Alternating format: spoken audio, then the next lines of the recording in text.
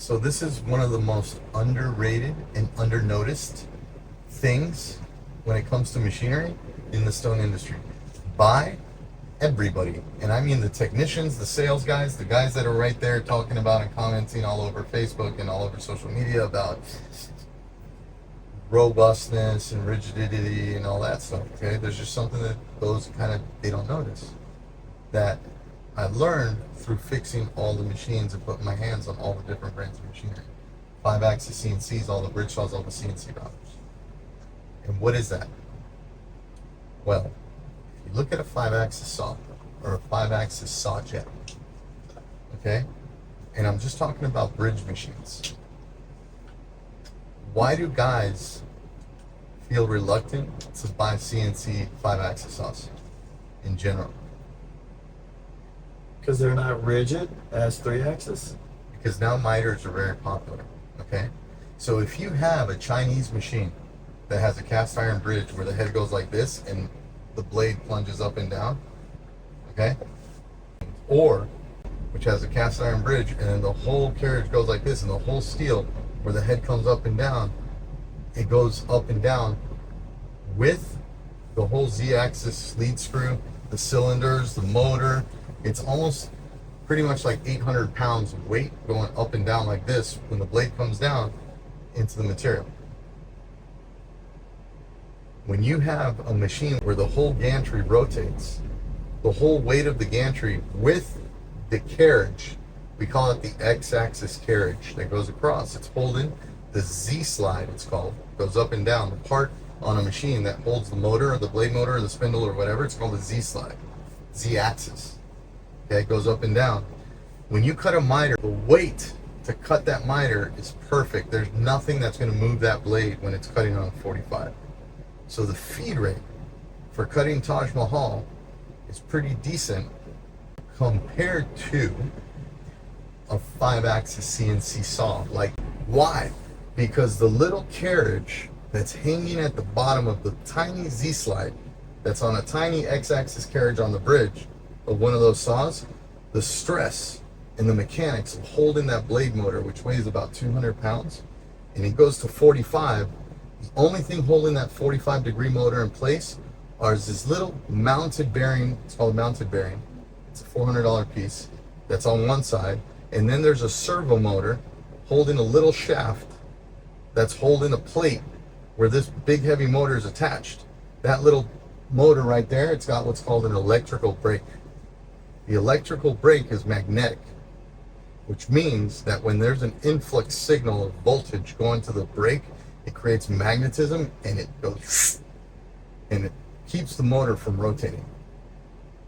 But the stress of cutting Taj Mahal or cutting a hard material, granite, 3cm, while the 5-axis blade is going across, makes the whole blade motor want to go like this.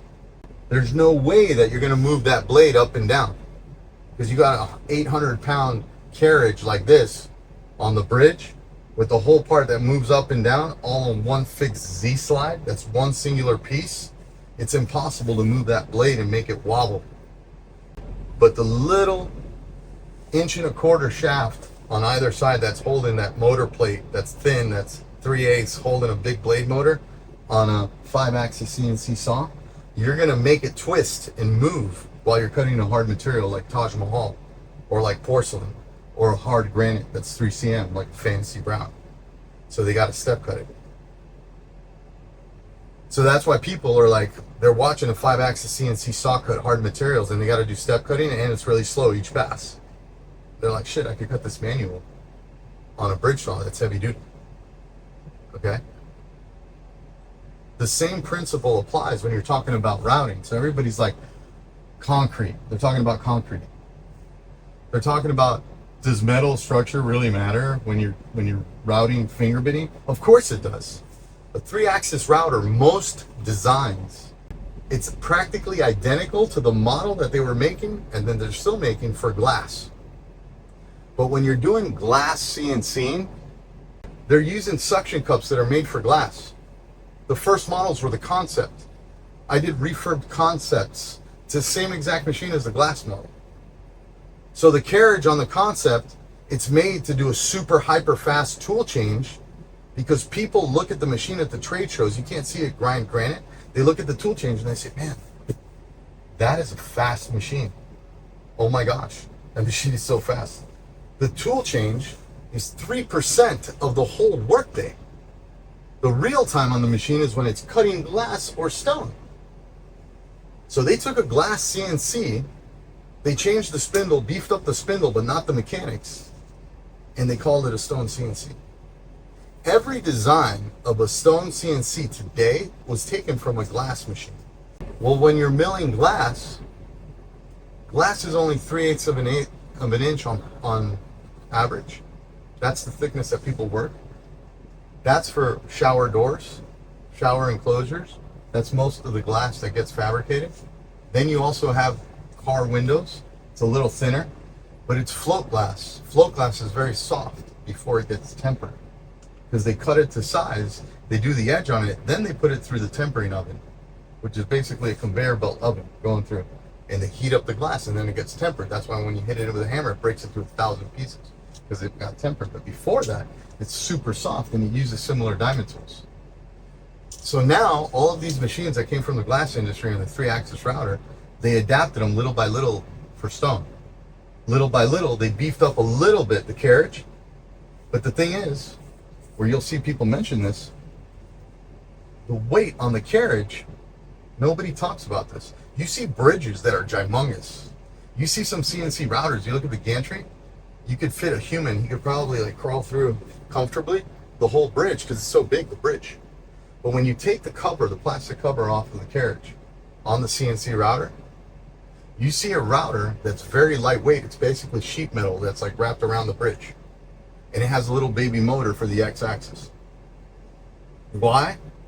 Because in order to do that super impressive fast tool change, you have to have a lightweight carriage. Because if I move the T-Rex carriage at the speed that I move that thing, all the mechanics would wear out in the gearbox that has to stop on the drop of a dime, the gear, to hold back the momentum of all that weight. Because the T-Rex Z-slide is crazy. It's all steel. There's no aluminum. A lot of guys on 3-axis routers use aluminum plate so that it's lightweight. So they use 1.25" aluminum plate, sliced, milled, drilled, and they put the pieces together like a Lego, but it's all aluminum, so it's very lightweight. And you will see this on a lot of American brand machine CNC routers, even 5-axis saws that are on a bridge. So now the carriage is lightweight. Well, if the carriage is lightweight and they can do the fast tool change, they're impressing people, because we don't use calculators when we buy equipment, unfortunately. We go to trade shows or we go to a shop to visit and we see and we think that it's fast because the positioning speed's fast. But nobody's really calculating differences on when the blade's actually in the material cutting, or the finger bit's actually inside the material doing a sinkhole cutout. And so what ends up happening is that you get a machine that has all aluminum on the carriage. It's super lightweight. It's doing the fast tool change, but that favors the machine company, because the machine company doesn't have to spend a lot of money on heavy mechanics to move something heavy. Because if you have to move something heavy, the motors all across the machine have to be bigger. Well, if the motors are bigger, they're more expensive. Well, if the motors are bigger, then the gear racks and the mechanical system has to be thicker and bigger. Well, if that's bigger and the motors are bigger, then in the electrical panel, the servo drives have to also be bigger. And if the servo drives are bigger, then the contactors are bigger. And if the contactors are bigger, then the cabling is thicker. And if the cabling is thicker, it's more expensive. It's all more expensive. It's all more expensive. You understand? So now you have carriages on all the routers that are super lightweight. And to give you an idea, an average CNC router carriage on a 3-axis CNC from the most popular brands in the industry is no more than 800, 900 pounds. How heavy is yours? The T-Rex head with the spindle, that's 35 horsepower. That big spindle, how much do you think it weighs? I don't know. Can I Facebook this part? Sure.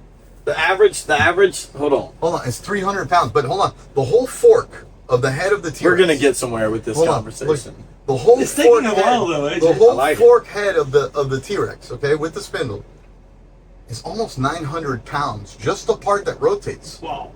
Okay. On average, they're 4 to 6 inches in diameter. The T-Rex is 13 inches. Wow. That's why the head, you can't crash it, you can't break it. No, you matter can't. how many Even times if you you crash bang it, it doesn't Okay. break.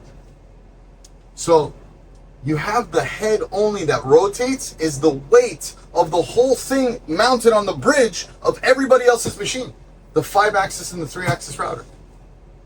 I had a guy in the shop the other day, Joel from, he's in Lexington, and he just came for lunch. He was on his way to Alabama. Oh, Joel, you call me?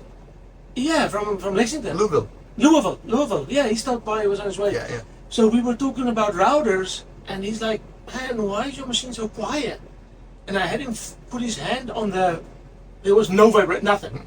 It's like, man, mine sounds like it's a somebody's murdering those tools. Put your hand on the T-Rex. He's like, there's no vibration. Like, it's all- So basically, look, to give you an idea, the head of the T-Rex with the Z-slide, with the carriage, is 3 to 6 times the weight of every 3-axis router and 5-axis CNC. Period. in the market. On the market. Period. Because we don't care about the positioning speed going slower than everybody else. Because when I'm cutting, You're cutting fast. I'm 2 to 3, 4 times faster than You're everybody making else that throughout up the whole plus. day. You're making it up plus. And I'm doing You're half the cutting number. more I'm than doing your half the number tool of tool changing. changes because I'm also double stacking the tool. Because I'm heavier, I can double stack the tools. Yeah. And everybody talks about flexion. Why does everybody talk about flexion? Because when they try to put 2 tools on one cone on a rinky-dink machine that has a carriage that's super lightweight with aluminum plate, I can't handle it. it's going to have deflection because the mechanics are weak and the motors are weak and the gearboxes and the mechanics are underbuilt because they want to do the fast tool change. All right. I listen. So here's my response. Basically, the heavier the head, the more sturdy and less vibration. Sweet and simple. Creating the most accurate and fastest machine possible. I wonder who has the heaviest. Oh wait, hold on, what did I say? I wonder who has the heavier construction. Space, down, low, after you quit reading it, you see. T-Rex, in case you didn't know. You sent this up. No, I'm about to. Oh. Yes, it might be more expensive up front, but lasts way longer and way faster than anyone else, causing faster fabrication with less expense. What you can say, I've had Poseidons since 2017, and I've never spent a penny on any mechanics, linear guides, gear racks, nothing. After crashing it, after working a full time.